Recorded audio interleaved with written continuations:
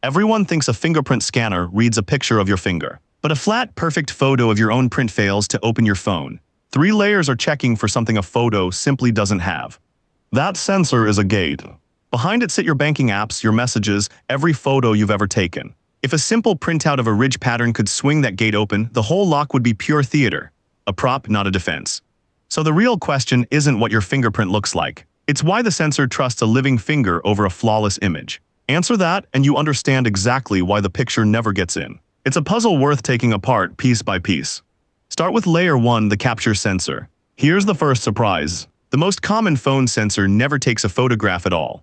It's a capacitive sensor, and it works by touch, not by light. Picture a tiny grid of electrical plates under the glass. Where a ridge of your skin presses down and touches the surface, it changes the electrical charge at that spot one way. Where a valley sits, the dip between ridges, a pocket of air holds the finger away and the charge reads differently. The sensor sweeps that whole grid and builds a map of highs and lows.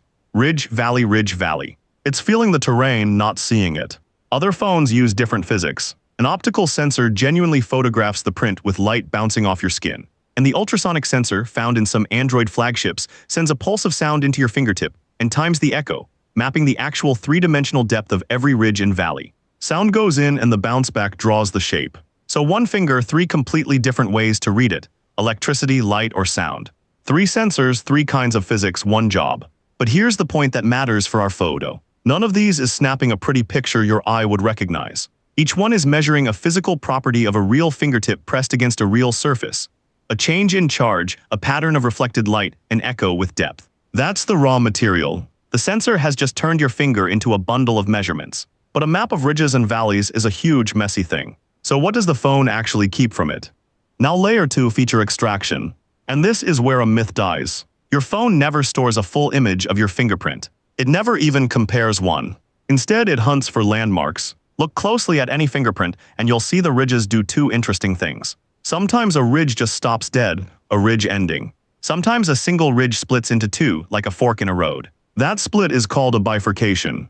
These little events, the endings and the forks, are the minutiae. Your fingerprint has dozens of them scattered across it, and no 2 people share the same arrangement. The phone finds those points and writes down 2 things about each one: where it sits relative to the others and which direction it's pointing. That collection of points and angles is called a template. Think of it like plotting stars into a constellation. The phone isn't saving the night sky. It's saving the pattern of a few bright dots and the lines between them. And here's why that distinction is everything. The template is a set of coordinates, not a picture. You could not reprint your fingerprint from it any more than you could redraw the whole sky from a dozen star positions. So when you touch the sensor tomorrow, the phone isn't overlaying 2 photos and checking if they match. It's asking a geometry question. Do these new points line up at the same distances and angles with the constellation I saved? A match is points snapping into place, not 2 images sitting on top of each other. Points, not pictures. That already sounds hard to fake. And it changes what an attacker would even need to steal. But where does this precious template actually live, and who's allowed to see it?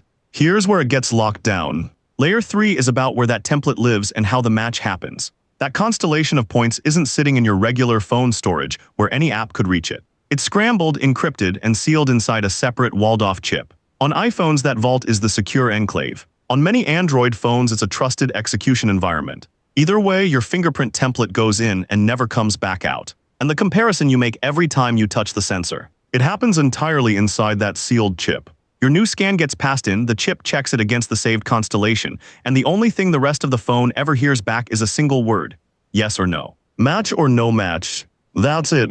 This is the part attackers hate. Even malware that has completely taken over your phone's main software still can't read your fingerprint out, because the print was never on that side of the wall to begin with. The answer leaves the vault. Your print never does. And modern sensors add one more guard on top: a liveness check. The sensor isn't just asking whether the pattern matches. It's asking whether a living finger is even present. A capacitive sensor can sense the specific electrical signature of living skin. Ultrasonic sensors can read the tiny 3-dimensional depth of real ridges, and some can even detect the faint pulse of blood flowing beneath the surface. A flat, dead 2-dimensional surface has none of that. Flat and lifeless simply doesn't register. So now 3 separate walls stand between a fake and your data, which raises the obvious challenge, because plenty of people have watched a video of a fingerprint getting beaten. So let's take the objection head on. I've seen fingerprints get spoofed. I've watched it happen, you have, and it's real. But look at what it actually took. Nobody beats a good sensor with a photo. They beat it with a molded, physical, three-dimensional fake. A replica cast from materials like gelatin or wood glue, deliberately built to copy both the ridge height and the electrical conductivity of real skin. That's a forged finger, not a picture of one. Now line that up against a plain photo and watch it fail every single layer at once. Layer 1 wants a physical change, a shift in charge or a three-dimensional echo. A flat photo gives the capacitive sensor no living skin signal and gives the ultrasonic sensor no depth to bounce off. There's nothing there to measure. Layer 2 needs minutiae and actual physical relief, real ridges and forks the sensor can feel. A photo's ridges are printed flat. There's no terrain to map. And Layer 3's liveness check is looking for a pulse, for the charge of living tissue. A photo is as alive as a napkin. Here's the real lesson hiding in that contrast. The reason a molded replica can sometimes win is the same reason a photo never can. Beating the sensor demands a physical, three-dimensional, conductive object built on purpose. Someone has to lift a latent print off a glass and cast it into a fake finger. That's deliberate, hands-on work. Hours in a workshop, not seconds online. A casual photo, the thing an attacker could grab off your social media in 10 seconds, has none of those properties. It's flat, it's dead, and every layer is built to notice. So watch the whole chain click together. Layer 1 measures a physical living property of your finger, charge, light, or a sound echo with real depth. Layer 2 boils that reading down to a constellation of points, a minutiae map, and throws the picture away. Layer 3 seals that map inside a chip that only ever answers yes or no, and it insists a living finger is actually present before it even looks.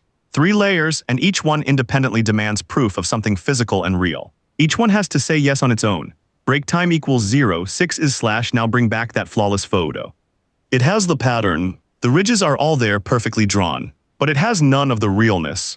No charge for layer 1 to feel. No three-dimensional depth for the ultrasonic pulse to catch. No minutiae standing up in physical relief. No pulse, no living skin, nothing for the liveness check to trust. And that's the whole answer. The lock was never checking what your finger looks like. It's checking that a living, three-dimensional finger is genuinely there, pressing on the glass right now. The photo shows up looking correct in every way, and still gets turned away because looking correct was never the test. Real was the test. 3 layers, 1 live ridge. Measure the real thing, reduce it to a map, match it in a sealed vault. That's the whole trick. And if a fingerprint reads what's touching the glass, here's the natural next question. How does your face open a phone from a foot away? That one builds a depth map out of thousands of dots of light, and it's a completely different kind of clever.